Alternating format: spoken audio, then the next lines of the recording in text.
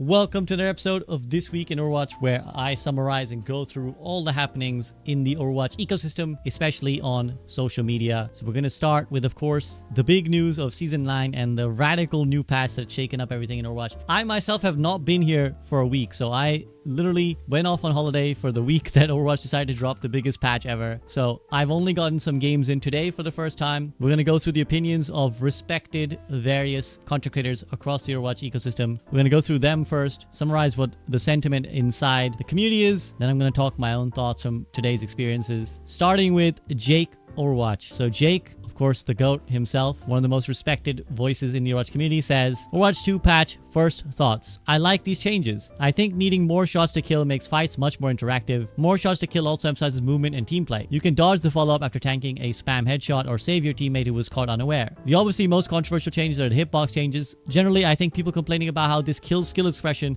are stupid. Overwatch has near instant movement and acceleration that allows players with great movement mechanics to evade a large fraction of incoming damage. Almost every hero in the game has some kind of unique movement ability, and many heroes can offensively disrupt your aim with boops or force you to change targets rapidly with defensive skills. Shooting at bots standing still to show how the hitbox is so enormous and how aiming is so easy is actually offensively stupid. So to explain what Jake is referencing here, as with any time there's a new thing in Overwatch, the first thing people do is they head to the training range and they show some clips of how big the hitboxes are. In fact, let me see if I can find, I think Metro had a few that were showing this. So Metro shared this clip of the Sojourn hitbox. So I'm going to play it through. We're going to... So as you can see, he's very shocked. So you can see, it is obviously, as you can see, it is pretty ridiculous that the crosshair is very far. But you got to remember that the primary fire is a projectile. So any projectile thrown at like in your face range is going to be like this. So as you can imagine, the rest of the clip is much the same. So Metro is just, illustrating the Sojourn hitbox and showing that it's, clearly you can aim quite far away from the person and still do the damage. And I think his expression there kind of tells us, okay, you can't even see it.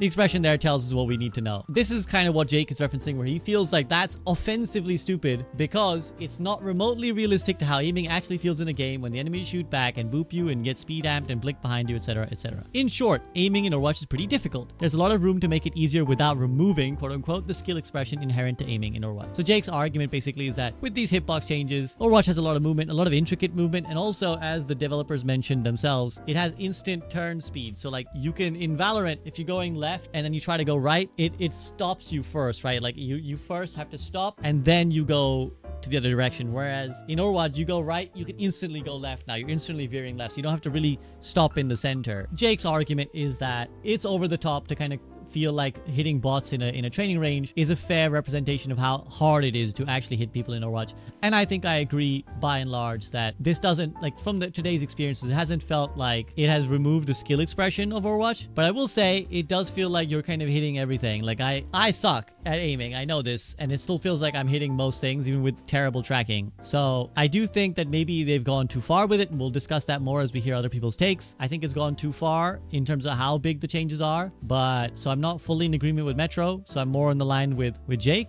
But yeah, there could be a middle ground here. Overall, I think these changes reward highly skilled and consistent aimers because more shots to kill generally favors a stronger player. One lucky shot is not enough. You have to be consistent and keep landing shots on a player who will dodge and fight back. Beyond this though, the game is more fun. I've played long time to kill FPS games for over a decade now for one simple reason. I love popping off and chaining insane shots one after the other. Now Overwatch is making those shots more consistent while also making that kind of back-to-back combination more crucial to my success in the game. TLDR, hit markers give me dopamine, and now I get more dopamine. Yay. That's Jake's take overall, defending the changes and everything about the changes, especially the hitbox stuff. It actually mostly elaborates on the hitbox stuff and the time to kill, basically being that like more shots in the now rather than having to land maybe 2 shots out of 5, you probably have to land 3 or 4 out of 5 to kill a guy quickly, although the shots themselves are easy to hit. So you can decide for yourself whether you agree or disagree. As I said, I think personally, I'm more in line with Jake here. I'd like to see the hitboxes brought down a little bit because it just feels like right now everything is a headshot and pretty easy to hit, especially for certain heroes who already have, big hitboxes like the Hanzos and stuff, who it just feels like it's impossible to miss. And I think the hit scan heroes like Soldier and Cassidy in particular, kind of egregious, kind of busted, and I think kind of annoying. Not massively a skillful character. I'm not one to rate Cassidy as a particularly skillful powerful character, while you can spam the right click and Magno Bang. So, Hawk, another often vocal player, another goated player, says this is the first good patch since mid-season 22. All dive, so that is in reference to, for those who don't know, this is a really, really old school reference now. So I think what he's talking about is the famous October patch of Overwatch 1, after which Seagull made a video saying that Overwatch feels great, and promptly after which the developers made a bunch of changes ruining it. So that was what most Overwatch 1 players considered the last time Overwatch 1 felt really good, after which I think Double Shield was already strong then, but it retook over, and many oppressive heroes kind of continued to be oppressive after that point. Hawk continues and he says, all dive tanks feel viable. AFK sit on the cart, ground tanks feel much weaker besides Sigma. Some hitboxes are egregious. The moment these dive tanks are overshadowed by AFK ground tanks, this version of Overwatch goes to WOT status. So let's just break down the first part of that. Basically, he thinks it's a good patch. He's happy the dive tanks are strong. And I would say the dive, so far, whatever dive characters I've played, I've been playing exclusively tank. Played a lot of Winston, a lot of Ball. Both were very fun. Both felt very good. I also played a lot of Sigma, who also felt very strong. But mostly, I gravitated towards Sigma when it felt like there was no room on the map to dive, and when I felt like my supports were going to pick something that's not going to help me. So that is where Sigma comes in. Retro Howling, the famous editor, the goated editor for Flats, and the Snoop Dogg, or perhaps the Dr. Dre to his Snoop Dogg, comes through in my chat and says, I know my take on it is that there are a couple of egregious examples like Widowhound, Zozen, but overall I like this change. I think besides those heroes, when you're in the heat of the fast-paced Overwatch, you don't really notice till Widow is killing 4 in a fight. And I think that's fair. I think there's definitely going to be an element where you're going to feel like when you hit a shot, or when you see someone else hit a shot, there's definitely going to be an element where you're going to be getting some imposter syndrome and being like, should that have been a headshot? Should that have really killed a guy? And I felt that watching some play the games where I'm like, that felt like his crosshair was quite off of that guy. And myself, I felt like when I've been playing a lot of Ball, I feel like I'm hitting a bunch of headshots when all I'm really vaguely doing is keeping the crosshair near head height, and it's ding ding ding ding ding ding ding. So it's overtuned, and that's what Hawk is talking about as well. Some hitboxes are egregious. I think we can tone it back a little bit. I think we can bring it back somewhere in the middle, and it'll be better. But what Hawk is warning about here, he says the moment these dive tanks are overshadowed by AFK ground tanks, this version of Overwatch goes to the WOT status, WOT being worst of all time. So he's worried that should the AFK ground tanks, I suppose he means the likes of Orisa, Zarya, Reinhardt, probably Brawl tanks. I think AFK ground tanks is perhaps his pejorative description. Probably what he means is Brawl tanks. I think what he's getting at, reading between the lines, the time to kill will be very long, and those characters can really like sustain in a spot for a long time. If Reinhardt, I know people are lamenting Reinhardt, and we're going to talk about that in a second, but if Reinhardt is super strong in this version of Overwatch, it's going to be hella miserable because that fucker is never going to die, and also he's going to keep everything behind him sustained forever. Mauga 2 is a good addition. Speaking of, LH Cloudy says, they finally did it. They killed Ryan.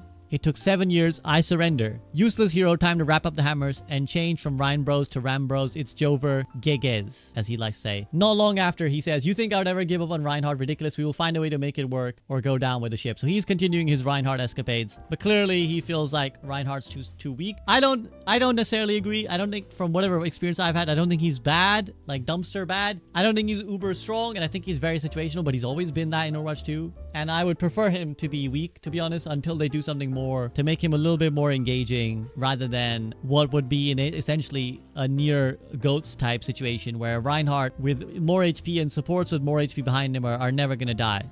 So yeah, we'll have to see if these AFK ground tanks take over. Hopefully not. Samido comes in and says, this rank system might be the best one Overwatch has had. So much nicer to be able to see things again. You can tell they put a lot of thought into it, and I hope it pays off. This balance patch though, gonna need fast changes. So I've seen many of Samido's tweets in response to this. I do think as well the rank system is really good, much more clear, much more understandable, and your rank moves a lot faster seemingly, although that might just be at the start right now. But your rank updates a lot faster, which is good. I don't mean like you're getting to see it after every game. I mean like it's moving a lot more. But again, that's probably just because of the MMR being more volatile. He is, however, cautious of the balance patch, and I've seen him particularly highlight that he thinks that we need to make sure the supports aren't the strongest role. He feels like when support is the strongest role, Overwatch suffers, and he feels like a lot of the hitbox stuff is over the top. Flats comes through and says, this season so far, I've got 102 games in, which is rather incredible. I don't know how many hours a day he's been grinding. I have a lot of thoughts, both good and bad. Too much to put into a tweet, but it's fun to have something to actually play for again. That said, Zen is awful to play against. Discord plus 20% healing reduction feels terrible. I have felt the pressure of the Zenyatta playing tank already today. It is very noticeable that when a Zenyatta is in the lobby. And I think that the 20% healing reduction from DPS, obviously we flagged this up in the last group up. I mentioned that having a 20% healing reduction plus Discord is like, 50% more damage in a way if you want to think about it. And that's going to feel very bad, and that's clearly what's happening. On top of that though, I think the biggest problem is a tank is it's really unclear when you're being hit by the DPS passive. Like they really need a way to indicate that when you've been tagged by the DPS passive and when your healing is reduced. I'm actually bringing up Alec Dawson's tweets here. So yeah, I think they need something that shows you on the screen that says, hey, you as a tank. Like maybe another purple type effect, but obviously purple is wrong because that's fully not getting healed, whereas this is slightly not getting, maybe the lighter shade of purple, maybe some sort of pink on your health bar to say that, hey,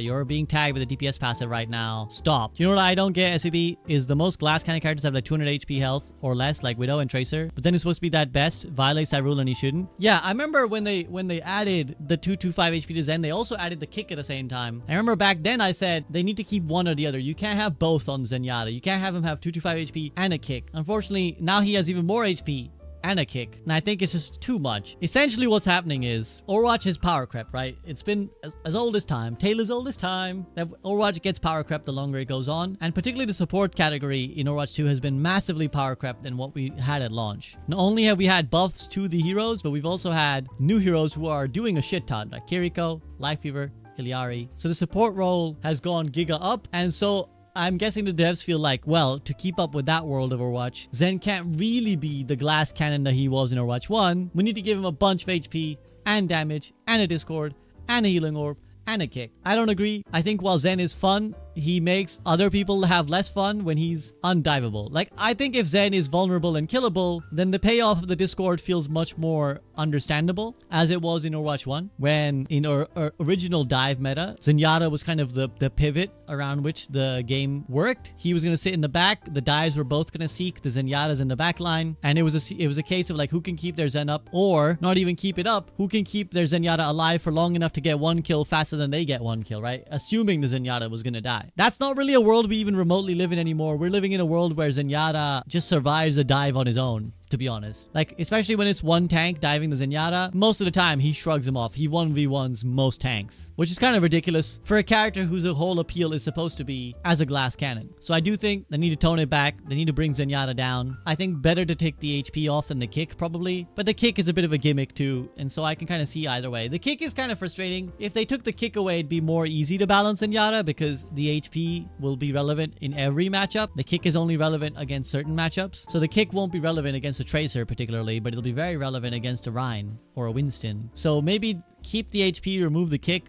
or not keep the HP, but tone down the HP a little bit and remove the kick, because I do think Zen being too strong makes other people have less fun, and not in a way that's like, well, everyone hates when other people are popping off. Yes, but Zen is particularly, I think, egregious. Now heading over to Alec Dawson, the lead hero designer of Overwatch, who says Hotfix went out for some Doomfist bugs and Junker Queen melee damage, which clearly there are still plenty of Doomfist bugs, as even my short foray in Doomfist has shown me today. We are continuing to monitor all the effects of the Season 9 changes. While we want to give the time for changes to settle in, there are a few outliers that we'll be touching in the near term. He continues. Expect finer tuning of the projectile size changes for a subset of heroes and some health adjustments. Accuracy numbers are meeting intentions, but some are pushed a bit too far. Thanks for all the feedback on the patch so far. Excited to see how it continues to develop. So it's good that they're going to pull back some of the hitboxes and some of the health, both W, depending on who they tune and how much. And I think all we can really ask for is that they are quick to respond to the changes, because I'm glad they took this risk. I'm glad they've shaken things up. Combined with the new rank system, Overwatch has felt a lot better. It's felt a lot more fun. And I don't know which singular thing to point it to. I don't know if the balance changes themselves would have made it good, or if that plus the rank system is making it good, or just the rank system would have made it good. But I'm glad they did this, and I'm glad that they're looking to change things quickly. More in that direction, in my opinion, would be good.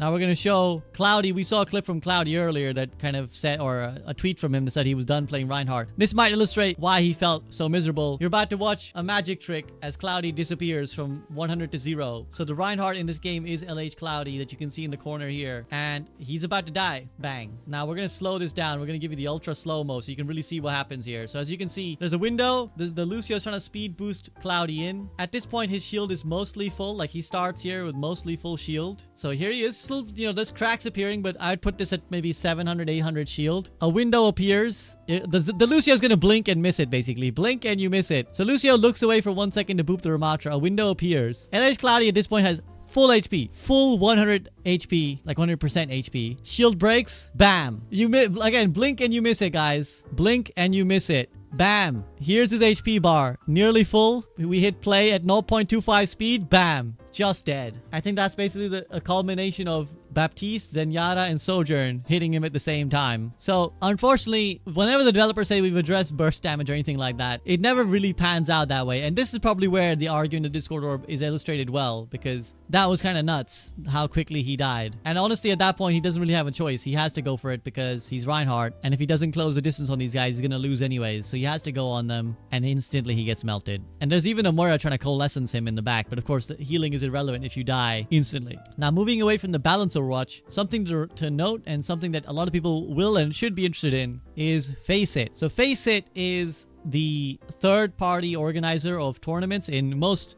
esports games. Like they have the infrastructure that you can sign up and they'll host a tournament and they'll do all the brackets, they'll do all the registration, and you play, and they usually have an internal rating system. So Reinforce says, I can't believe it, Faceit has integrated Overwatch daily and weekly cups with its own elo. We've been asking for this forever and it's finally here. I really hope this pops off and gives Overwatch players a better everyday outlet to compete in an organized setting rather than voiceless ranked with OTPs. Absolutely massive. So here's the 4 images that he shared. One has the elo rating that, you know, they have their own elo system. This is the schedule. So there's daily cups, etc., etc. And there's a series. And this links into the Overwatch Champion Series, to the OWCS. So you can actually qualify for the OWCS via Faceit. And this is just like an illustration of what it looks like. You know, there's a cup here, you play every day, and then there's stuff about challenger ranks and path to pro programs, etc. in here. So this is really good. I would like to investigate this further. I don't know if I know 5 people in EU who'd like to play with me, but if I could find some content creator friends willing to play in a team, I would love to try this out too. I remember way back in the day I used to play some Dota tournaments with Faceit, and those were always fun. Would be cool to see this develop and more people to play it, especially because you can play amongst your own elo. So if you're just like a group of people who are all plat, you can be hard stuck in plat and still have fun and still have good games and good tournaments that are catered towards your elo. So this should be really good. I hope it catches on, and I hope that it becomes a more regular thing in the Overwatch community. I hope that everyone starts using it. Now we're going to move on to Aaron Keller, who talks about the golden weapon controversy. He says, we're working on the ability for players to buy golden weapons with the new 2024 competitive currents. Currently planning on releasing the change in Season 10, but feel free to save up golden weapons in the meantime. Save up for golden weapons in the meantime. We'll share more details on release timings as we get them. So to elaborate, this is in reference to having released the new golden point system, or the alternative weapon system. They decided that your golden weapon points could not be, or the points that you get would not be usable on golden weapons, only on jade weapons, robbing players of the chance that if they preferred golden weapons and if they wanted to buy golden weapons, they couldn't now. That change was widely criticized, and so they are changing this so that basically if you want to get some points now, with the 2024 competitive points, you can use them to buy the old alternative weapons, i.e. golden weapons. They still haven't done the reverse, so your old points can't buy the jade weapons, which there's some controversy over, but this is a nice change and a good step forwards from the developers to kind of make you have a bit more choice in the customization that you want. Finally, we're going to move on to some potentially sad news. Very happy news in the sense that I'm really happy for Zoe, very unhappy for the Overwatch scene. Zoe shares, delighted to share that I'll be a guest on the VCT EMEA broadcast this season. Excited to reconnect with old friends and equally eager to forge new connections. Get ready for a memorable year ahead, no doubt about it. So this image is showing a Valorant tournament, so the Valorant Champions Tour. Everyone is a champion these days. EMEA being the Europe, Middle East, and Asia region. Zoe essentially is going to be casting Valorant from now on. Probably she's going to get deeper into it. I feel like once you get into a scene, you tend to go deeper into the scene. And once the Valorant scene learns the love of Zoe, chances are she's just going to get taken over, and chances are she's probably not feeling too chuffed about Overwatch at the moment and the Overwatch developers at the moment, or not. Let's not say developers, let's say Microsoft and the hierarchy who let her go from the Overwatch scene. So she's going to be casting Valorant, and I'm very happy for her because she deserves to be recognized as a top tier talent, which she is. But unfortunately, this is just a case in point of what a dumb decision this was. It took her like 1 week to get signed by another game instantly. So best of luck to Zoe. Your service to the Overwatch community has been amazing. Hopefully we will see her back. But if she now converts to Valorant alongside the likes of Bren and Sideshow, then I wouldn't blame her. Probably for her best. So that concludes this week in Overwatch. A lot happening. A lot more will happen and plenty more to discuss, as next week I will be in California with Blizzard, who have invited a bunch of content creators over for, I don't know, to show us exactly what, but to show us some stuff. And there will be a live episode of the Group Up podcast from California, where for the first time ever, the members of the podcast will all be in the same physical location. So that should be fun.